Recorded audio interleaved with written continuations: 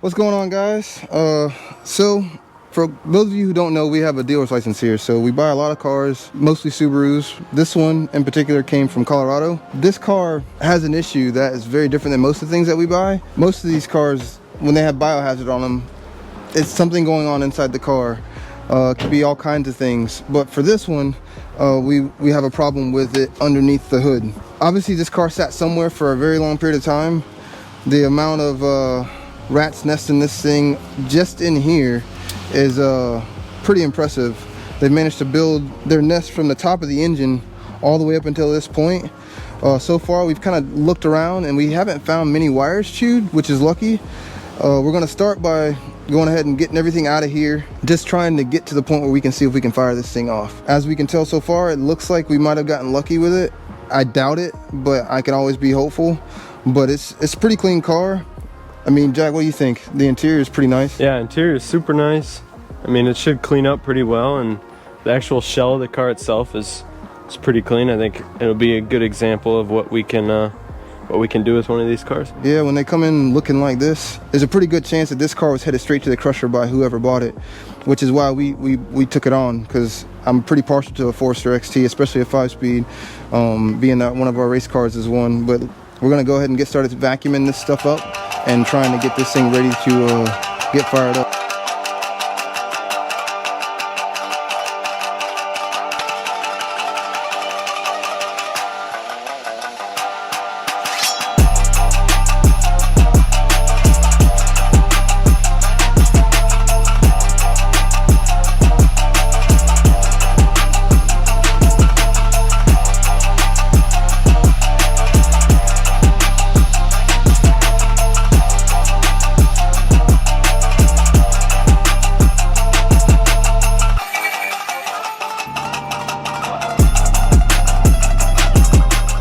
All right, guys, so we got the rat motel or taken care of.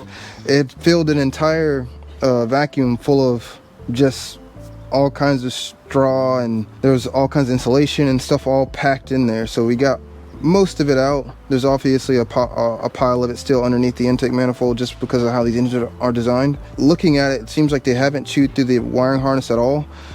This must have been just home. They must have been somewhere close to like a lot of food or a food source, because I mean, normally when you see just a small evidence of a rat or a squirrel underneath the hood of these things, they've chewed everything to hell.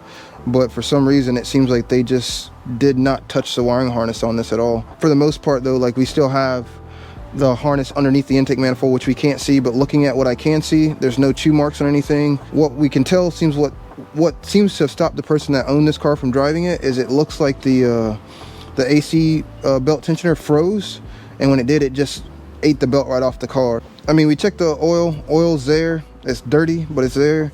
Coolant's a little low. There's nothing that I think that should keep us from at least trying to fire this thing off and see where we get. So Jack, you want to fire off? Yeah.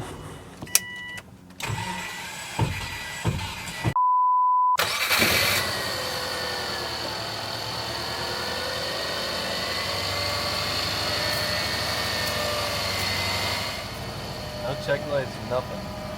I say we struck a little gold on this one. God, it smells so bad. Barnyard on fire. Dude. All right, guys, so obviously it runs, but we're not sure exactly how long the spark plugs or any of that stuff's been in this thing. So get the spark plugs changed and then probably park this thing somewhere and just let it run so it can kind of cook off whatever funk we're smelling. Yeah, we're going to send the oil analysis off to Blackstone Laboratories, have them take a look at it, and just kind of get an idea of where this engine is as far as the condition of it inside.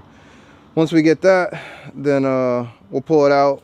We're going to replace it with something else. There's just no reason to leave something like this in there. It's got 170,000 miles on it, so it'll be a good candidate for a rebuild. But let's get started pulling the spark plugs out, and then we'll get to the fuel pump.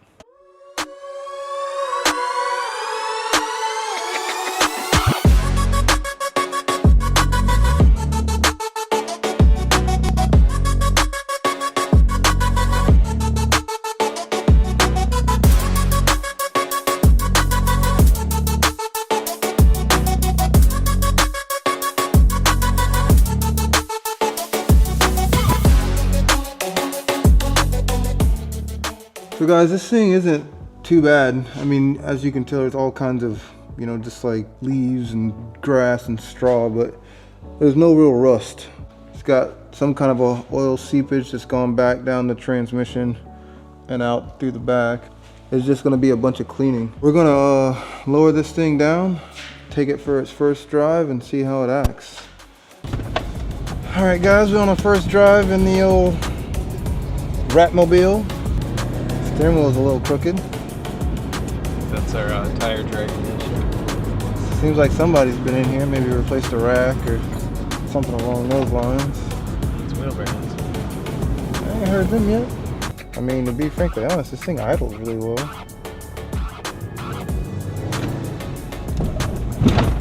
We're on the road.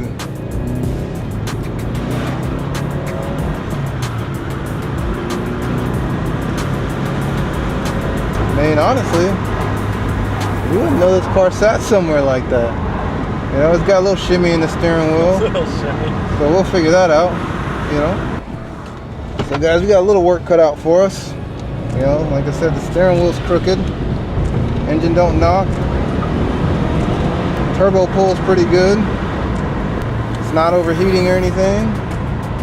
Got a check light now? Yeah, I got check engine light, but we'll figure that out too. You ain't lying, boy, this thing smells like death.